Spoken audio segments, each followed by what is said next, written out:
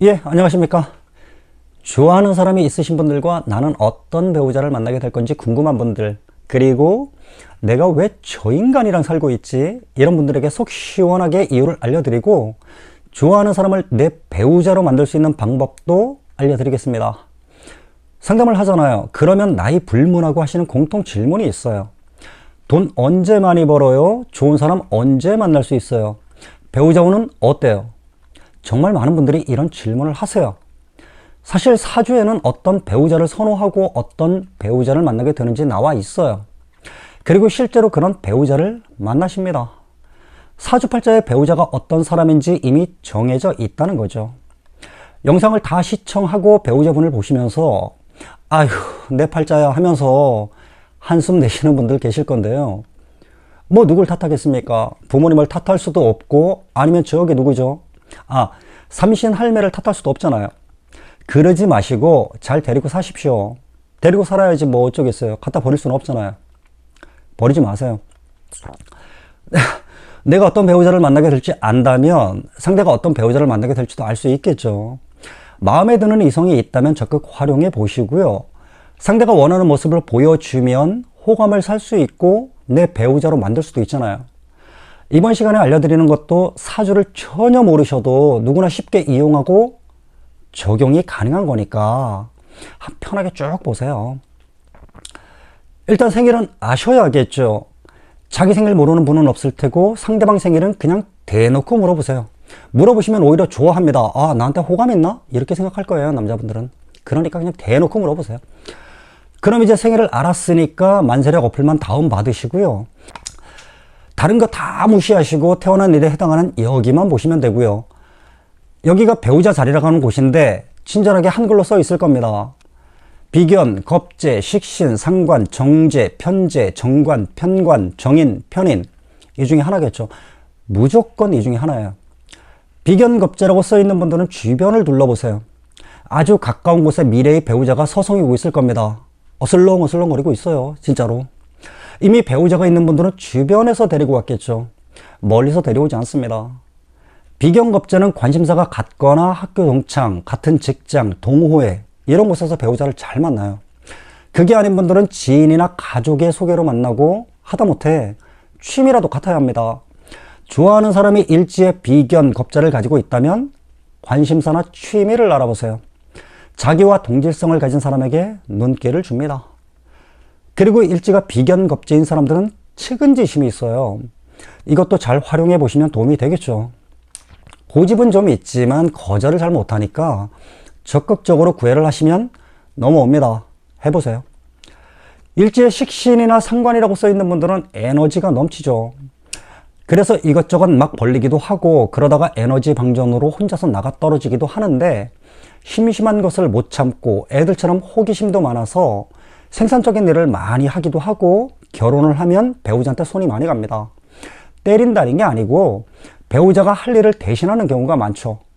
그래서 식신상관을 가지고 있는 분들 중에는 배우자를 자식이라고 생각하면서 남편이 아니라 아들 하나 더 키운다고 생각하면서 사시는 분들 많습니다. 결혼을 하면 1순위는 자식, 2순위는 강아지, 3순위는 남편이 되는데 이거는 자신보다 약자인 사람에게 희생을 하는 특징 때문이에요. 일지에 식신상관을 가지고 있는 사람을 좋아한다면 알아도 모르는 척 하면서 계속 물어보고 귀여운 실수도 가끔씩 하세요. 그러면 다가옵니다. 그리고 고리타분한 것도 싫어하고 노는 것도 좋아하니까 신선한 이벤트도 한 번씩 하시고요. 일지에 정제나 편제를 가지고 있는 분들은 이성을 바라보는 시각이 분명하게 갈려요. 정제를 가진 분들은 배우자의 직업이나 마인드가 안정적인 것을 선호합니다. 실제로 저분들은 모험을 즐기기보다는 안정을 추구해서 투자를 한다고 해도 코인이나 주식보다는 저축에 관심을 두는 분들이죠.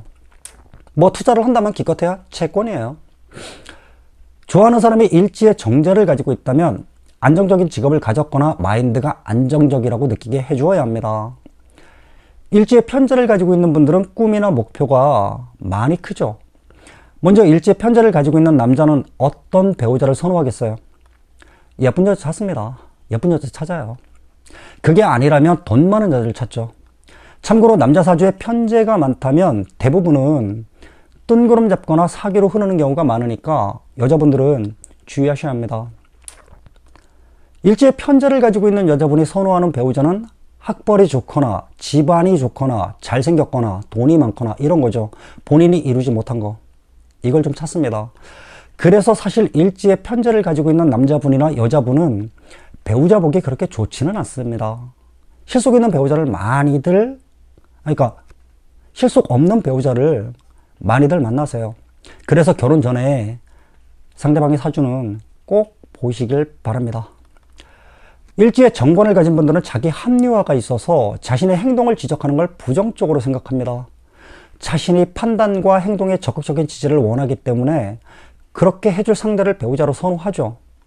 일지의 편관을 가지고 있는 분들 중에는 남자는 같이 다니면 자기 어깨에 힘이 들어가는 여자를 배우자로 선호합니다. 어떤 여자가 자기 어깨에 힘이 들어가겠어요? 많이 예쁘다든가 유명하다든가 뭐 그런 거 있죠. 여자는 자기 말 잘 듣는 사람을 선호하고요. 여자 임술일주는 결혼을 권하지 않습니다. 여자 임술일주는 대부분 일도 잘하고 능력 있잖아요.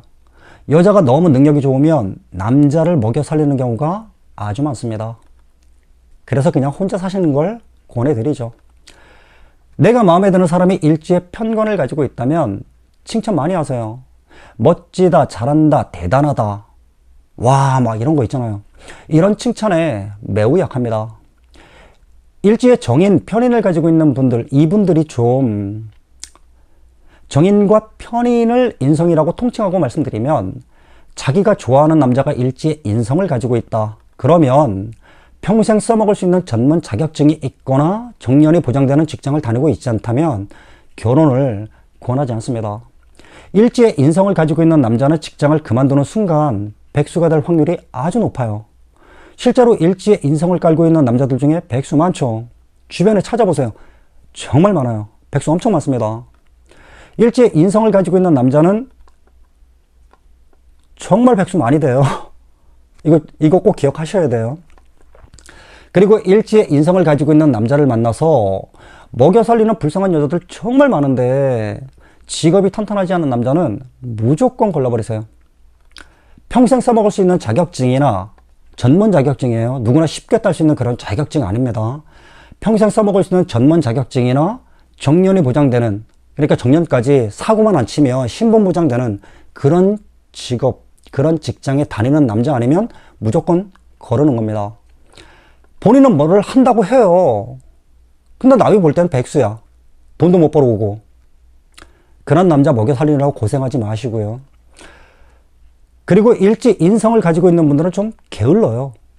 그리고 중요한 거, 일지의 인성을 가지고 있는 남자들 중에는 의처증도 많아요.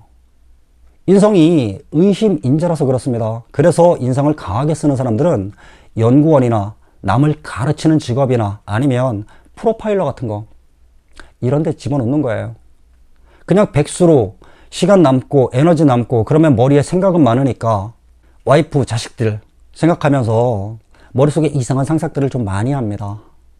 연애할 때는 착하고 정도 많고 자상하고 꼼꼼하게 챙겨준다고 느끼면서 아, 이 남자가 나를 많이 아껴주고 사랑하는구나 그렇게 느끼실 수도 있어요. 대부분 그렇게 느끼셔요.